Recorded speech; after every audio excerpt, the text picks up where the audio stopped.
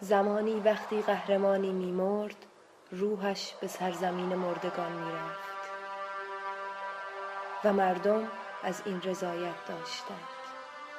اما گاهی اتفاقات وحشتناکی رخ می‌داد، اتفاقات غمبار و دردناکی بر روی زمین رخ می‌داد که اجازه نمی‌داد روحشان آرامش بگیرد.